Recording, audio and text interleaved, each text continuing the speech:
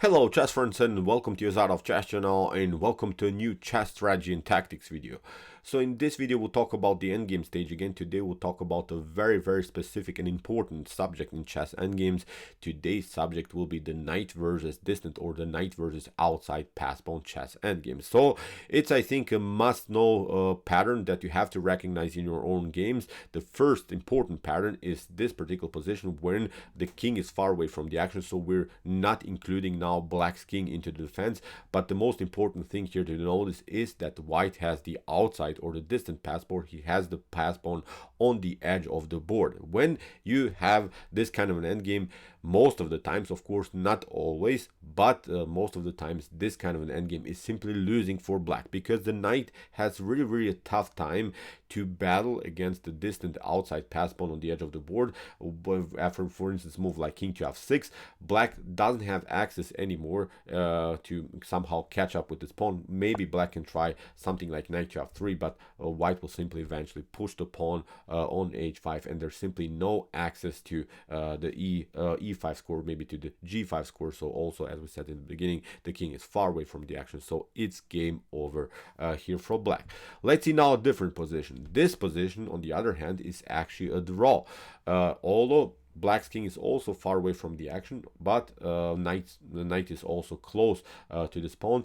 Black can force basically a draw by recognizing a common pattern. First of all, we maybe play something like this. You can also play different move orders, but let's see, for instance, this line after move g5. The pattern that you want to create is the fork. The fork here against the pawn and the king leads, of course, into immediately draw, because you simply sacrifice the knight for a pawn, and then it's a thematic draw. Of course, after move knight to d6, white can maybe challenge now the knight with the move king to e6, but now the knight will simply go around. If white starts to push the pawn now, again we go around a little bit, and now when white is trying maybe to restrict the knight's ability to play, now we play an important knight to d5, and after something like knight to g6, we play simply knight to e3. Now the fun starts, because that's the pattern that you want to recognize. We attack the pawn. If of course white reacts in this way, play something like king to g6, again we'll sacrifice the knight for a pawn. If he promotes here to queen, then of course again we have the fork as the pattern in order to make a draw here. So this is of course an easy example. I'm showing you these two examples in order to better understand this particular endgame that I've prepared for you. I think it's a remarkable and instructive, beautiful chess endgame that has been played between Vladimir Kramnik against Alexei Shirov back in 2007. In my opinion, an epic, really beautiful chess endgame played here by Vladimir Kramnik. In the last move here, Alexei Shirov played the move e5. He broke in the center. Here Kramnik took. And my question here for you, knowing these two patterns now, the outside really distant pass pawn on the edge of the board, and this distant pass pawn that's not on the edge of the board, that's simply here on the g file, so it's not really on the fully edge of the board. My question here for you is, what would you do now? Here from black's perspective, d takes e5 or f takes e5. So black to move, and there's only, I think, here a one correct idea for black. Okay, take your time, think about this common pawn structure that can get out of this mess. So you have to always understand what kind of an outcome is our trades of peace causing here. So here in this particular example, I think Alexei Shirov made a huge blunder with the move f takes e5, because what he did here, he provoked here a 2 versus 1 pawn majority attack of white, in which white can, by pushing the pawns, create a distant pass pawn or the outside pass pawn, or maybe even a pass pawn on the edge of the board that of course black's knights don't like. So a better choice would have been, of course, d takes e5, simply blocking out the potential progress of the g pawn, because the g pawn still has to play against the pawn on the f file. So look at what happens after move e5. We have here d takes e5, and now Shirov made, as I said, the mistake f takes e5, and Vladimir Kramnik uses now in this moment and played now the move knight to d5. So now after move knight to d5 that Shirov played, now again my question for you is here, would you take here with the knight? Would you play knight takes d5 or would you play e takes d5? So again, take your time, think about the possible outcomes, think about the potential structures that you get, think about also your opponent's pawn structures. That has to be also said here. So as I said, take your time. I think it's again an instructive now position that you have to solve.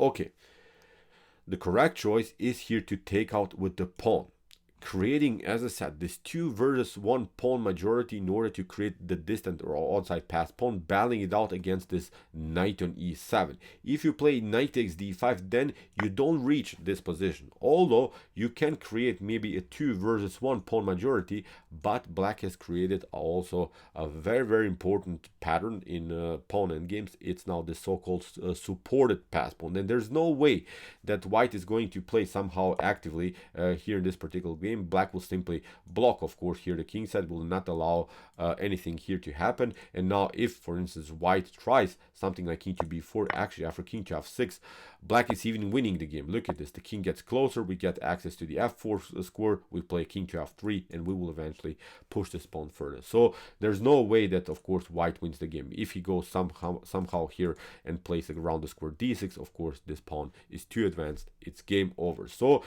the most important thing here to notice is, as I said, after move knight to d5 and e takes d5, that black creates the supported pass pawn, which is also a very important, as I said, pattern in chess endgames. But of course, Vlad, really a legendary player, played the correct move. E takes d5 creates now this 2 versus 1 pawn majority attack against the knight. The knight has to stay on the board in order to create, of course, this tactical mess. So king to c7 by Shirov. Here Kramnik simply pushed the pawn further. Now he played b4, not allowing here black to have access to the c5 square. Shirov took. We have a takes b3, a takes b3 also by Vlad. And now finally with the move h4, knight to g6, we have h5. And now after move knight to f4, again, my question for you is here, how would you proceed here? Pause the video and try to see now the winning idea here for white. White moves and wins the game.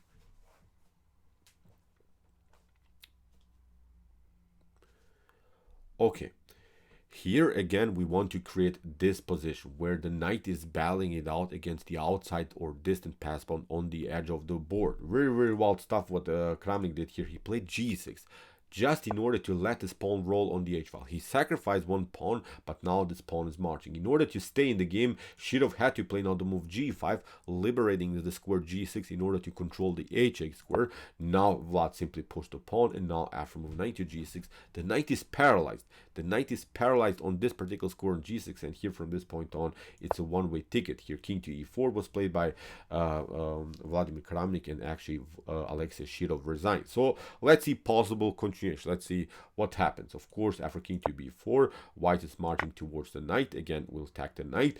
Now black is trying to control further the position, but now after king to f6, this knight is holding both of these pawns on the g file and also on the e file. In order to create something, you can maybe start to push the b pawn, but now after king to g7, maybe king to c3 can be played here by black. But notice that actually black has this pattern here. Black has this pass pawn that's not on the edge of the board. So you see here Vladimir Kramnik will eventually play on this fork idea that we have talked about at the end of this tactical sequence. So you see we are trying to get the fork, or maybe to create this kind of a fork when maybe your opponent is promoting. So now although white's king is far away from the action, but it's not really this outside pass pawn on the edge of the board. And actually here after move king to h8, b3 can be the continuation. Would simply play, of course, something like king to g7, but now after move b2 we have this resource, knight to d1, the beautiful fork. We sack the knight for a pawn, and now we promote the queen.